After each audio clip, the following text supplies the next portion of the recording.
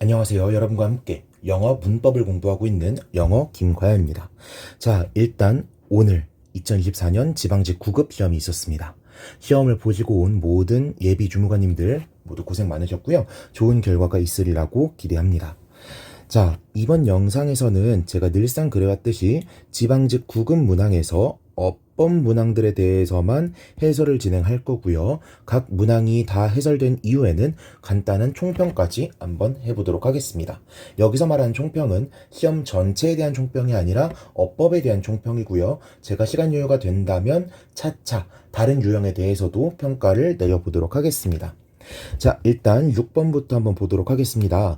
밑줄 친 부분 중 어법상 옳지 않은 것은 이란 문항이죠. 자, 일단 시험 보기 전에 여러분 옳지 않은 것을 물어보고 있는지 옳은 것을 물어보고 있는지 항상 먼저 체크하고 나서 시험 보시는 거 잊지 마시기 바랍니다. 보겠습니다. One of the many virtues of the book you are reading 이렇게 되어 있죠.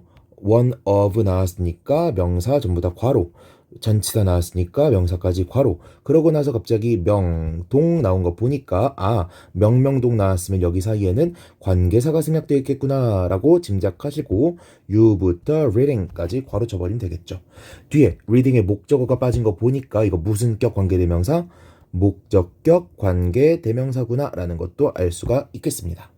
자, 그런데 보니까 여기 virtues 여기에 밑줄이 그어져 있죠. 사실 저 이거 출제 포인트 한 번에 몰랐습니다. 얘가 정답일 리가 없다고 하고 넘어갔는데 다시 한번 출제 포인트가 뭔가 하고 생각을 해보니 many라고 하는 한정사가 나와 있고요. 이 many 다음엔 뭐가 나오죠? 복수 가산명사가 나오죠. 그걸 물어보는 게 아닌가. 그런데 es 제대로 붙어 있으니까 이거는 복수겠다. 그러면 1번은 옳은 선지겠네 하고 지나가시면 되겠습니다. 그리고 나서 2번을 보니까 is가 나와 있죠. is 달랑 하나에 밑줄 그어져 있을 경우에는 대부분 수일치를 물어보는 문제였습니다.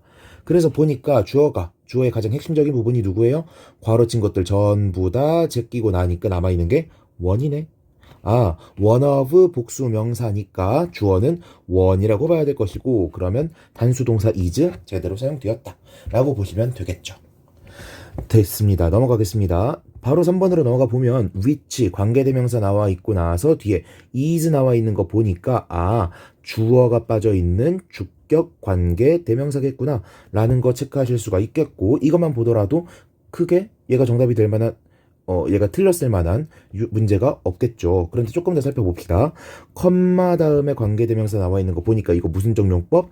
계속적 용법 혹은 비제한적 용법이죠. 자, 계속적 용법 혹은 비제한적 용법에서 우리가 신경 써야 될 건 많진 않습니다.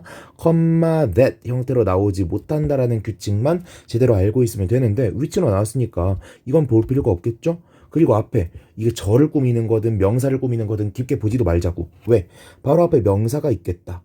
그리고 절이 끝난 다음에 컴마가 박혀 있겠다. 그러면 절을 꾸미는 위치든 명사를 꾸미는 위치든 가능할 거 아니에요. 그럼 이거 괜찮나 보다 하고 그냥 지나가시면 되는 거죠.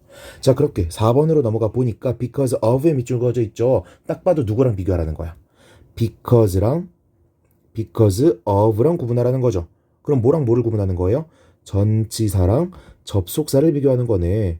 전치사는 뒤에 명사가 나올 것이고 접속사는 뒤에 절이 나올 것이라는 차이가 있잖아요.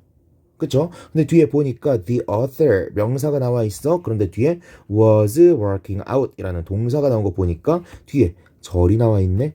그렇다면 because of가 아니라 뭐가 맞다? because가 맞다라는 거 체크하실 수 있겠죠. 어렵지 않죠? 자, 문법 포인트들은 제가 여기에 다시 한번 적어놨으니까 제 설명하고 한번 대응해서 살펴보시면 좋겠습니다. 자, 6번 해설 마치고 넘어가 보도록 하겠습니다. 자, 7번 문항 보도록 하겠습니다. 2번 어법 문제 중에선 그나마 가장 어려웠던 문항입니다. 1번부터 한번 볼게요. You must plan not to spend too much on the project 이렇게 되어 있죠. 보니까 출제 포인트로 나왔을 만한 게 많이 안 보여. 그나마 보려고 하는 게 not to 나왔고 to 나왔고 이거 정도밖에 없어요. 그쵸? 한번 같이 한번 살펴보겠습니다. You must plan. must라고 하는 조동사 뒤에 나온 거 보니까 여기 나온 plan은 동사겠다. 그렇다면 플랜 뒤에 투부정사가 목적으로 나올 수 있습니까? 있죠. 있으니까 투부정사 목적어 가능. 이거 문법적으로 옳겠다. 그런데 앞에 not이 붙어 있네. 우리 그럼 뭘 떠올려야 됩니까? to 부정사의 부정형은 어떻게 쓴다? 원칙상 not to 부정사를 사용한다.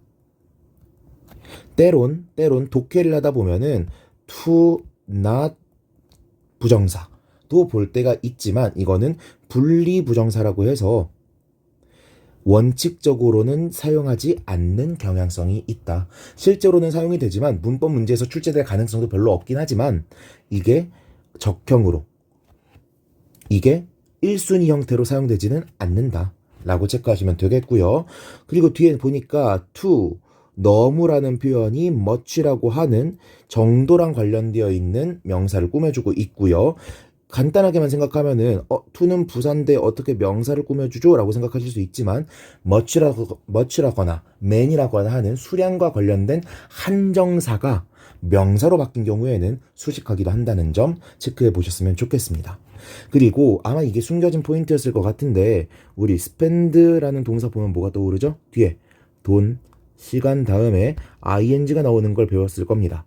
이걸 보통 우리는 동명사의 관용적 표현이다 라고 배우게 되는데요. spend 다음에 돈, 시간이 나오게 되면 원래는 여기에 뭐가 있었는데 in이 있었는데 이제는 in을 생략하고 쓴다라고 배웠을 거예요. 그런데 이것뿐만 아니라 저희가 알아야 되는 게 하나 더 있죠. on을 사용하고 뒤에 명사를 사용하는 것도 가능하다라는 거. 그래서 on the project 라고 사용된 것도 옳은 표현이다 라고 보시고 넘어가시면 되겠습니다. 2번으로 넘어가 보면요. My dog disappeared last month. 여기까지 먼저 볼게요. 내 개가 disappeared 사라졌다. 자, 사라졌다라는 말을 들어보면은 우리 뭐처럼 착각할 수 있어요? 수동태라고 착각할 수 있지만 disappeared라고 하는 동사 자체가 자동사로 사용되어서 그냥 사라지다라는 뜻이죠. 오케이?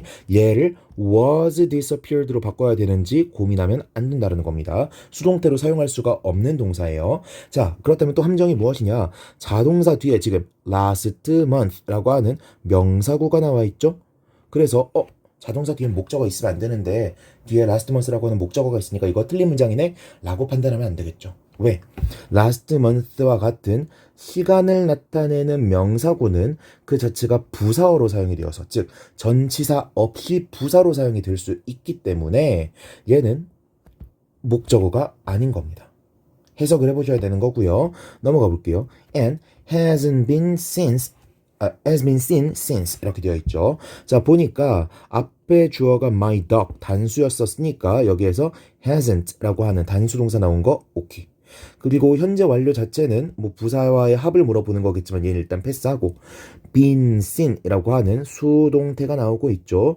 수동태가 맞는지는 일단 해석을 통해서도 알아볼 수 있겠지만 수동태 다음엔 뒤에 목적어 잘 나오지 않는다라는 특징으로 목적어 여부를 통해서도 능수동을 구분할 수가 있겠죠. been seen 삼형식 동사의 수동태 꼴이니까 뒤에는 당연히 목적어가 없어야 될 거고 목적어가 없으니까 옳고 됐죠? 넘어가면 될 것 같습니다. 제가 설명하려다가 말았던 거 have pp 즉 현재 완료가 사용이 되어서 뒤에 현재 완료와 짝꿍을 이루는 부사 since가 나오고 있다는 것도 체크하시면 좋겠고요. 3번은 잠깐 제끼고 4번으로 넘어가 볼게요. 4번은 출제 포인트가 명확합니다. 일단 한번 보겠습니다. I bought a book on my trip. 나는 책을 샀어요. on my trip. 여행 중에 샀지. 여기까지는 포인트가 없습니다. 그런데 and it was twice as expensive as it was at home. 그것은 was twice as expensive. 자, 이게 중요하죠. 왜 중요해? 빈출돼 썼으니까 비교급인데 as에서 나왔으니까 원급 비교급이고 원급 비교 앞에 이렇게 twice와 같은 표현이 나온 걸 우리는 배수 표현이다 라고 배우죠. 그래서 기출문제에서는 어떻게 종종 나왔었느냐 as를 than으로 고쳐서 출제해놓고 than을 쓰면 안 된다라고도 출제를 했었고요.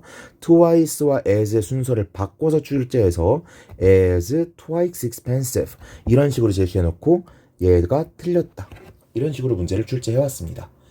낚이시면 안 되겠죠.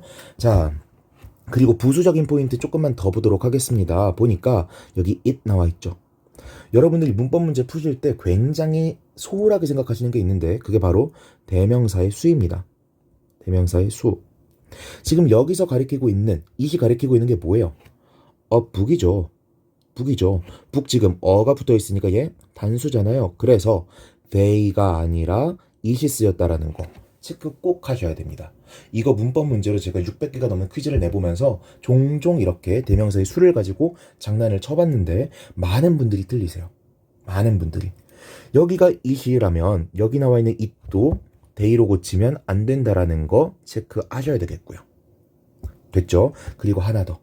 원급 비교든 그냥 비교급이든 우등 비교든 우리가 꼭 알아야 되는 게 있습니다. 그게 뭐냐면 비교급 때문에 따라오고 있는 이 종속절 부분에서는 반드시 비교가 되고 있는 어떤 한 요소가 빠져 있어야 됩니다. 무슨 뜻이냐? 우리가 맥락상으로 봤을 때는 여기에 expensive라고 하는 단어가 또 있어야 될 것 같은데 expensive를 써주면 틀리는 표현이라는 거예요. 반드시 앞에서 서술하고 있는 내용 중에 일부가 뒤에서는 빠져 있어야 됩니다. 이 부분까지 체크하시면 원급 비교, 비교급 이런 데서 틀릴 게 거의 없다라고 보시면 될 것 같습니다. 3번으로 넘어가 보면요. 첫 번째. 저는 이것 때문에 정답으로 3번을 찍으신 분들이 많을까 봐 좀 걱정이 되는데요. I am sad 라고 하면 문장 분석하면 뭐죠? 비동사 나와 있고 뒤에 보어 나와 있으니까 이 형식이네요. 그쵸?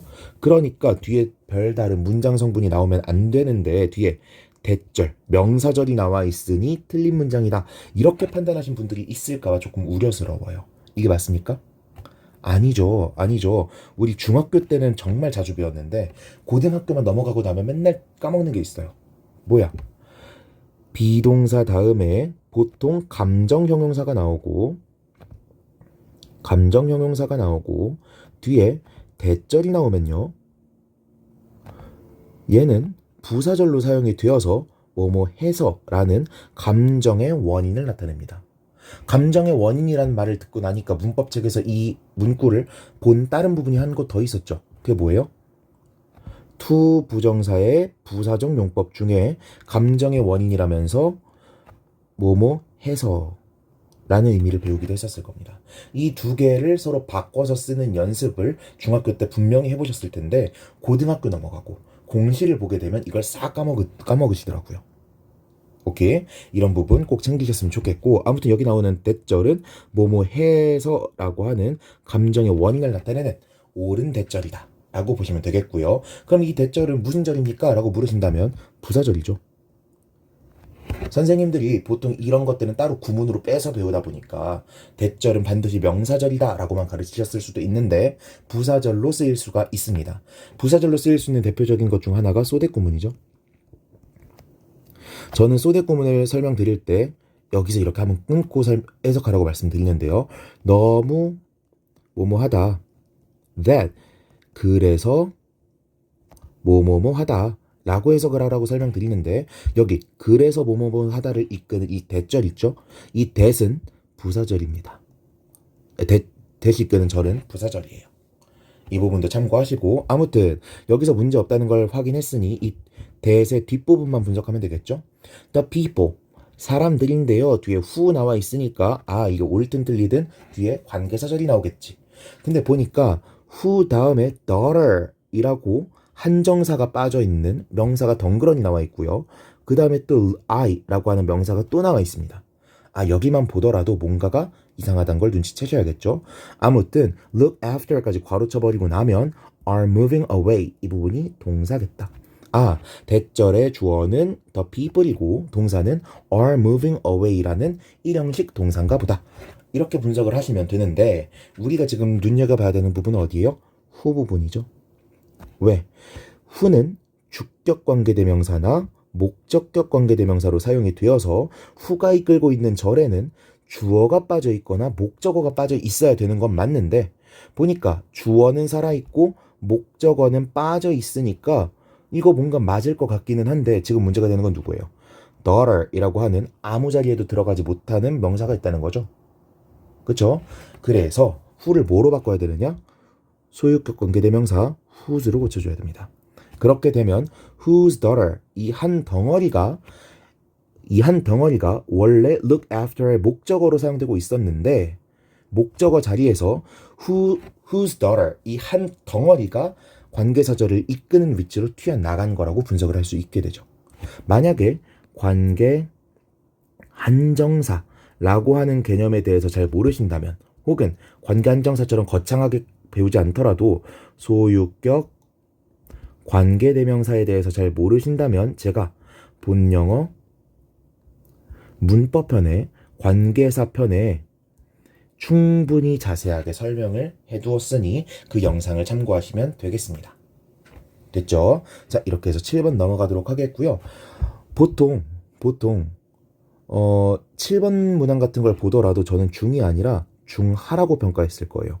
근데 왜 이거를 중이라고 평가했느냐? 그나마 얘가 구문 분석이라도 해야 되고 그나마 얘가 포인트를 찾기 힘들었을 수 있기 때문입니다. 이거 절대 어려운 문제 아니었고요. 수능형 문제 수준이라고도 봐도 될 정도로 아주 평이한 난이도로 출제가 되었습니다. 제가 왜 이렇게 말씀드리는지는 이따 뒷부분에서 다시 한번 총평과 함께 말씀드리도록 할게요. 8번으로 넘어가도록 하겠습니다. 8번 영작형 문제죠. 사실 저 이번에 지방직에서 이런 영작형 문제 안 나올 줄 알았습니다. 안 나올 줄 알았고, 제가 생각하기에는 이 영작형 문제가 나오지 않을 거라고 다른 영어 강사분들도 똑같이 예측하셨을 것 같아요. 그래서 영작형으로만 낼 수 있거나 영작형에서 더 편하게 낼 수 있는 문법 포인트들을 이번 교재에서, 요약 교재들에서 다 빼지 않았을까? 라고 예상했습니다. 근데 출제가 돼버렸네요. 물론 출제 기조가 바뀌는 건 올해부터가 아니라 25년도부터지만 24년도 문제에서도 출제 기조를 반영하려는 노력들이 있었죠. 실용문 같은 거에서 조금 디자인을 꾸민다던가 이런 노력들이 있었단 말이에요. 그런데 지방직 9급에서 영작형 문제를 다시 내버렸다. 그렇다고 하는 건 25년도부터 실시되는 변경된 출제 기조의 문제에서도 영작형 문제가 출제될 수 있다라는 거고, 그렇다면 문법 문제에서 공부해야 되는 영역이 별로 줄어들지 않을 수도 있겠다 라고 보실 수도 있겠습니다. 됐죠? 자, 8번 틀린 문항들부터 한번 보겠습니다. 옳은 문장이라고 봐야겠죠? 1번입니다. He found it exciting to work here. 자, 보니까 found라고 하면 오형식 동사로 사용돼서 뭐뭐를 알아냈다는 뜻이 되죠. 자, 뒤에 보니까 it이라고 하는 목적어 나와 있고 exciting이라고 하는 보어가 나와 있습니다. 그리고 나서 뒤에 투부정사가 나와 있죠. 이거 무슨 구문이죠? 가목적어 구문이죠. 가목적어 구문이 뭡니까? 주어, 동사, 목적어, 보어, 이런 오형식 문장이 있는데 이 목적어 자리에 투부정사랄지 대절이랄지 뭐 의문사절이랄지 이런 뭔가 되게 거추장스럽게 생기고 길게 생긴 녀석들이 나왔어. 그러면 이 보어가 이 투부정사나 대절이나 의문사절 등에 속하는 건지 아니면 이 동사 때문에 나온 건지 알아볼 수가 없잖아요. 그래서 어떻게 한다? 여기 나와 있는 이 목적어, 긴 목적어들을 문장 맨 뒤로 보내버리고 이 자리는 누구로 갈아 끼운다? 가목적어 it으로 갈아 끼운다. 이게 가목적어 구문이죠. 그쵸? 여기서 참고하셔야 되는 거는 조금 위험한데 일부 선생님들께서 이런 가목적어 구문을 반드시 오형식 구문에서만 사용한다라고 설명하시는 경향성이 있어요. 그런데 오형식에서만 사용하는 건 아니고요. 뒤에 필수 전치사구를 가져오는 표현들을 좀 배우셨을 겁니다. 그런 표현들이 나오게 되면 우리가 흔히 전치사구는 보통 부사류라고 분석을 하기 때문에 얘는 보어가 아니라고 판단을 하실 텐데, 이런 필수적인 전치사구가 나오는 구문 같은 경우에도 이런 가목적어 구문을 사용할 수 있습니다. 관련된 자세한 내용은 제가 본영어 문법편 강의에서 설명해 놓았으니 한번 참고해 보시면 좋을 것 같습니다. 아무튼 가목적어 구문으로 사용이 됐다는 거고, 그럼 별로 틀릴 게 없네요. 부수적인 문법 포인트 더 살펴보자면 exciting이냐 excited가 맞냐 이 정도 구분하셔야 될 텐데 이거 어렵지 않죠? to work here 얘랑 exciting의 관계를 따져보면 되는 거잖아요. 근데 to work here 얘는 사람도 아니고 동물도 아닌데 excited 될 순 없을 거 아니야. 흥분될 순 없을 거 아니에요. 그러니까 얘가 흥미를 주는 대상이어야 되고 그럼 exciting이 옳다라고 분석하시면 되겠습니다. 됐죠? 그런데 하나만 더 짚어볼게요. 어차피 제가 문법만 가지고 20-30분 떠드는 강의니까. 자, exciting 이러한 분사를 가리켜서 저는 분사형 형용사 라는 용어를 사용하곤 하는데요. 이 분사형 형용사는 여러분들이 문법 교재에서 감정 분사 혹은 감정 형용사라는 파트에서 배우신 내용입니다. 근데 이걸 갑자기 왜 설명하고 있느냐? 자, 우리 준동사의 성질에 대해서 배울 때 뭐라고 배웠었죠? 준동사의 성질.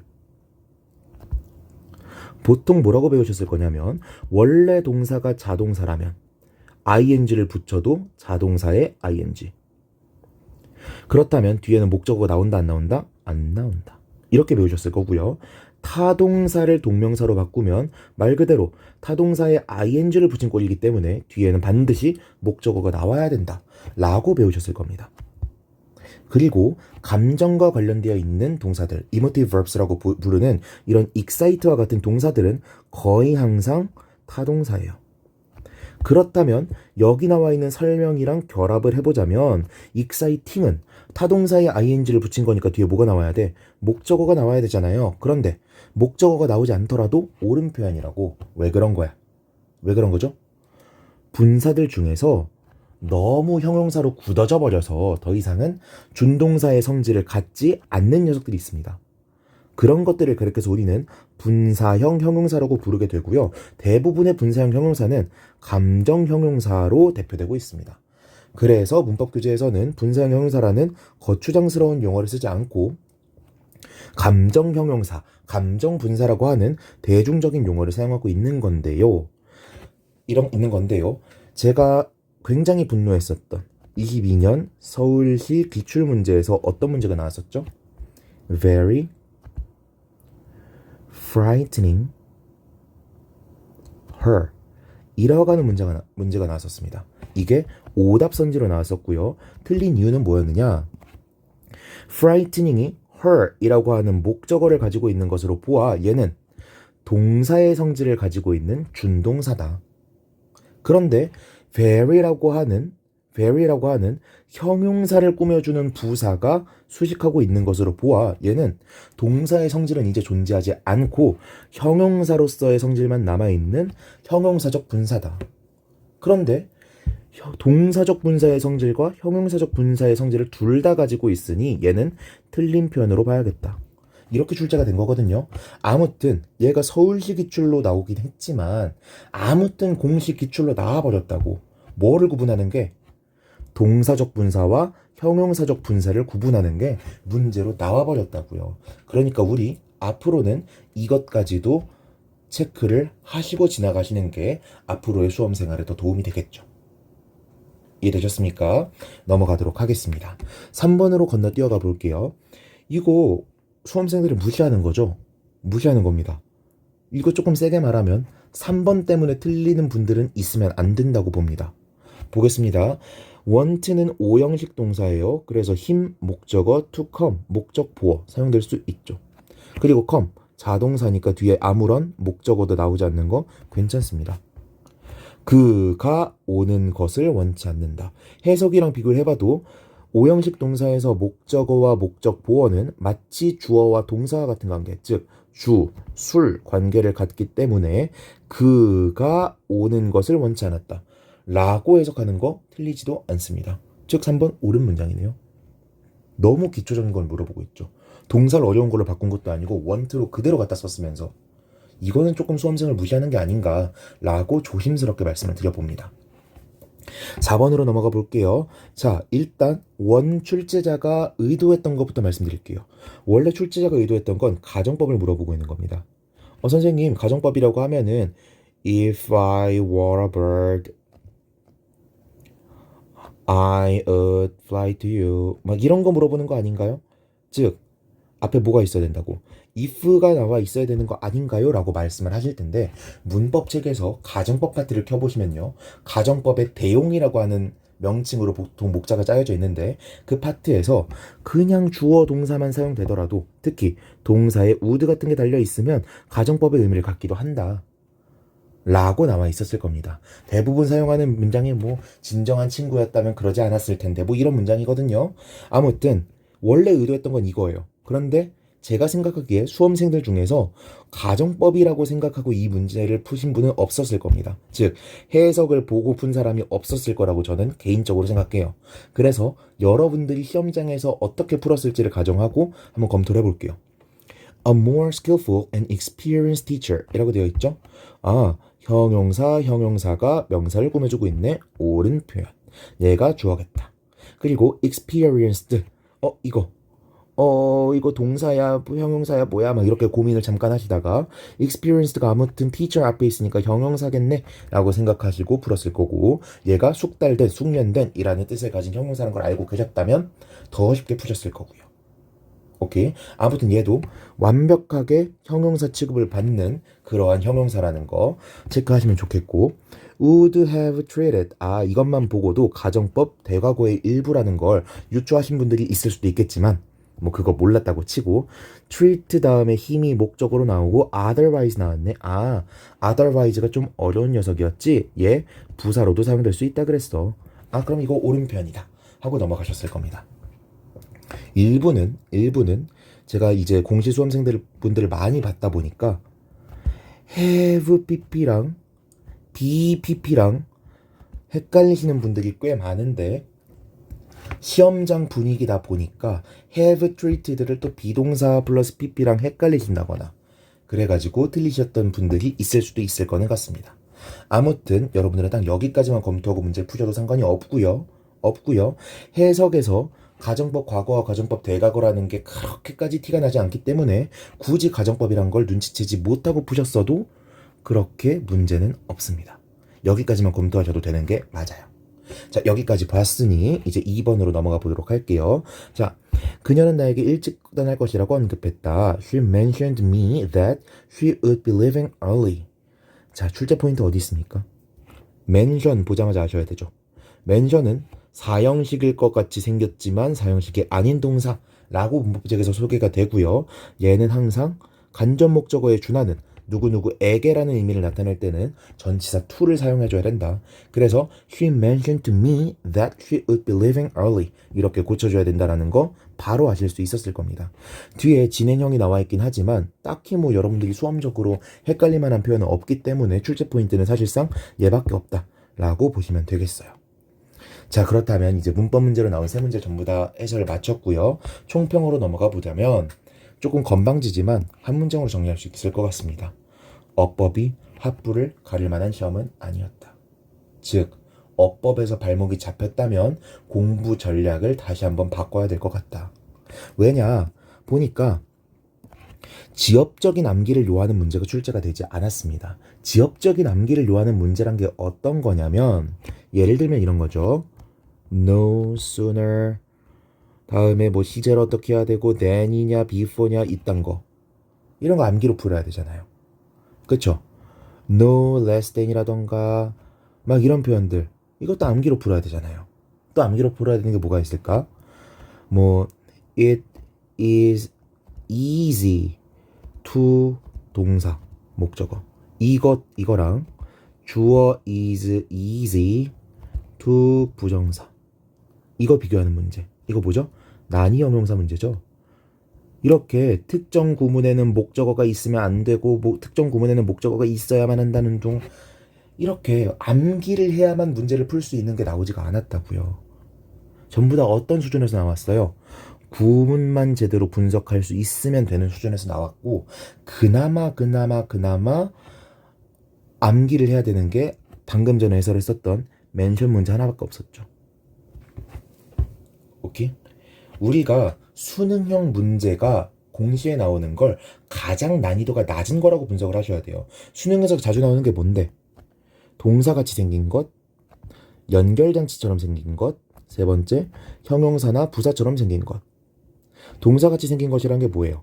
첫 번째, 동사니, 준동사니, 본동사니, 준동사니를 물어보고, 두 번째, 수일치를 물어보고, 세 번째, 능수동을 물어보고, 이게 메인 포인트였다면 네 번째, 원형 부정사를 사용해야 되는 자리인지, 즉 지각동사나 사역동사가 앞에 있는지를 물어보고, 다섯 번째, 대동사를 물어보고, 여섯 번째, 특히 특정 구문에서 시제를 물어보는, 이런 것들이 수능에서 나오는 포인트고요.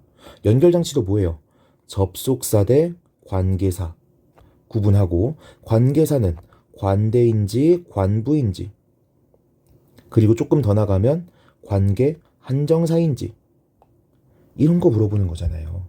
여기까지만 나오는 게 대부분 수능이고, 정답으로는 잘 안 나오는 게 형용사인지 부사인지, 즉 보어인지 아닌지, 이런 걸 물어본다거나, 비교급 강조, 이런 걸 물어본다거나. 이렇게 세 개가 수능형 포인트인데, 여기서 출제되는 공식 문법 문제는 쉬운 문제라고 봐야 된다고. 왜? 문장도 짧아요. 검토 포인트도 확실해요. 그리고 구문 분석만 하면, 얘는 구문 수준에서도 수없이 연습한 거기 때문에 우리가 따로 암기를 하지 않더라도 풀 수 있는 문제니까요. 그런데 이런 게 나왔다 안 나왔다? 안 나왔다. 전부 다 수능 포인트 이내에서 출제가 되었고, 그나마 암기를 해야 되는 건 멘션밖에 안 나왔다는 겁니다. 즉 우리를 발목 잡는 흔히 말하는 공시형 문법이 아니었다는 거죠. 그래서 문법은 쉬웠다라고 평가해야 될 것 같습니다. 저는 중하, 중하 이렇게 평가를 했지만, 사실은 난이도를 중하에서 하 정도로 매기는 게 기존 기출 문제와의 정확한 비교가 아닐까 싶고, 이 중에서 더 가까운 건 하일 거라고 생각합니다. 됐죠? 자, 이 강의를 들으신 분들은 대부분 공시생이실 거예요. 그리고 공시를 이미 봤는데 제 강의를 보시는 분들은 거의 없으셨을 겁니다. 그래서 앞부분에서 수고하셨단 말씀을 미리 드린 거예요. 이 강의 끝까지 들으시는 분들은 아마도 내년 시험을 준비해야겠다는 결심이 선 분들, 물론 그분들 중에는 올해 시험을 보신 분들도 있겠지만 대부분은 내년 시험을 준비하시는 분들일 겁니다. 그런데 이번 문법 문제를 풀어봤더니 이번 문법 문제에서조차 너무 힘들었다, 포인트 자체가 눈에 보이지 않았다라고 하시는 분들은 반드시 문법을 제대로 공부를 하셔야 되고요. 제가 추천하는 방법은 아래와 같습니다. 우선 아주 기초적인 문법 강의를 먼저 들으세요. 제가 말하는 여기서 기초적인 문법 강의라고 하는 건 기초적인 용어들을 설명하는 강의입니다. 용어들을 설명하다 보니 한 10강 내외로 종강이 되는 강의여야 될 거예요. 그래서 문법 용어 자체에 좀 익숙해지셨다, 그렇다면 이제 문법 이제 손 떼시고요. 구문을 공부하세요. 구문. 제가 수능형에서는 천일문 굉장히 강추를 하는데, 공시 교재들 중에서도 많은 걸로 알고 있거든요. 그러한 구문 교재를 파세요. 구문을 회독을 돌리십시오. 단어책들처럼. 그래서 내가 이게 너무 잘해져가지고 보자마자 해석이 나오는 건지, 아니면 내가 회독을 너무 돌려서 문장만 봐도 해석이 떠올라가지고 내 뇌가 돌아갈 새도 없이 그냥 해석을 외워버린 건지 구분이 되지 않을 정도까지 회독을 돌리세요. 보통 한두 달 정도만 회독을 돌려도 이게 됩니다. 완강한 다음에 2달 정도만 회독을 돌려도 그 정도 단계까지 간다고요. 그러시고 나면 이제 단락독해도 공부하시고 나머지 영어 공부하시는 거고, 시험이 다가왔을 때 그때 내가 정하는 특정 시기부터는 압축교재를 푸시고요. 푼든다. 압축교재를 회독하시고요. 제가 추천하는 건 심우철 선생님의 문풀전입니다. 그리고 하프 정도를 푸시면서 영어는 점수 유지만 하시다가 시험장에 들어가는 거. 이게 공시의 가장 이상적인 수험 방법이라고 생각합니다. 즉, 용어 정도만 알고 있어. 그 다음 구문을 통해서 구문과 해석과 문법을 같이 잡아.